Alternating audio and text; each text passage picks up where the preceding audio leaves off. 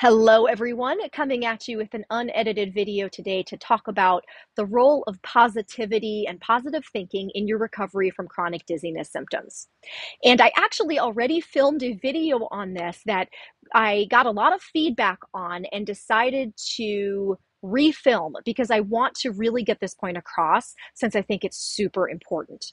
So once you realize you have neural circuit dizziness and you realize that the power is in your hands to get better, that comes with many wonderful things. It comes with agency, it comes with a sense of control, and it's very healing to know that you can actually be the one to help yourself get better. That's awesome stuff.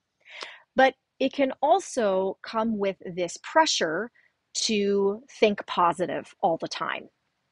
And unfortunately, that mindset is promoted, unfortunately, by some people in the neuroplasticity world or in the neuroplastic pain, dizziness, what have you world, again, where the primary focus is on changing your mindset and attitude.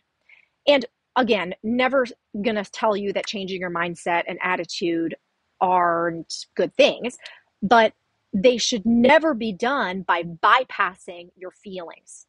So when we are focusing on being positive all the time, then we are specifically, purposely pushing away, bypassing negative thoughts, negative feelings, right? Or feelings that we label as negative.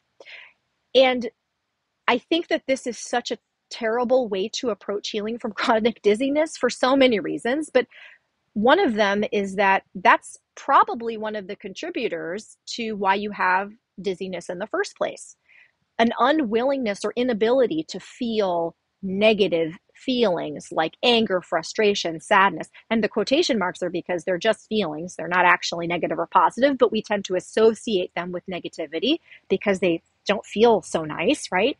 So pushing those feelings down in many cases is what got us to this situation in the first place. So we want to be really careful not to get stuck in a mindset in which we think that we have to think positive and be positive all the time in order to recover, because that can put us exactly where we started, which is pushing away negative thoughts and feelings.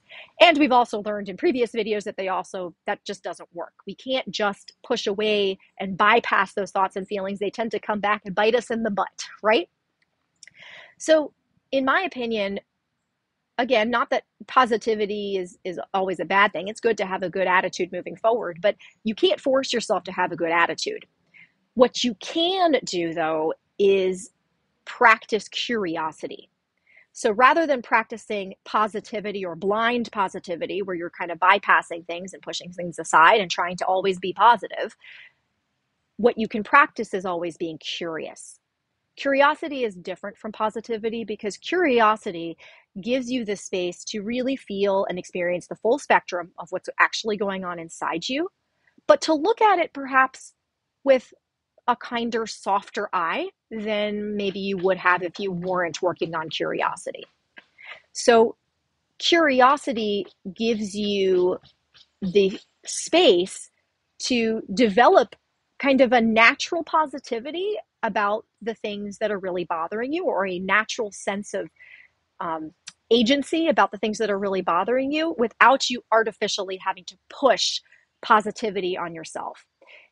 So when you're having a down, or when you're realizing, oh my gosh, a lot of the things that I was doing were contributing to my neural circuit dizziness, at that point, rather than thinking, gosh, I should have just been positive, or I should just be positive now, and I'm just increasing the fear signal in my brain and it's just going to make it worse.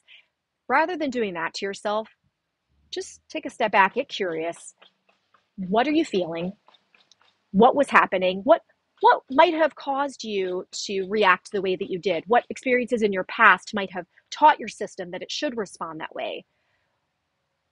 What other examples in your life do you have of times when you did this? Just get curious, take it in and get curious about it. That is going to give you so much more insight and so much more space for healing in a true way, in an authentic way that does not involve you needing to push forward and take on beliefs that don't feel right to you, or that can in fact harm you because they're encouraging you to push away any feelings that you deem incorrect, wrong, or harmful. Feelings are just feelings, and you're allowed to have them, whether they have good connotations or bad connotations. They're just feelings. So, again, I hope that made sense to you guys. I'm not saying you shouldn't ever be positive, but I'm saying that, in my opinion, the true key to healing is being curious and open to your feelings, not necessarily positive about everything. All right, guys, let me know if you have questions, comments, drop them below, share, like, subscribe, the whole deal. I'll see you guys soon. Bye.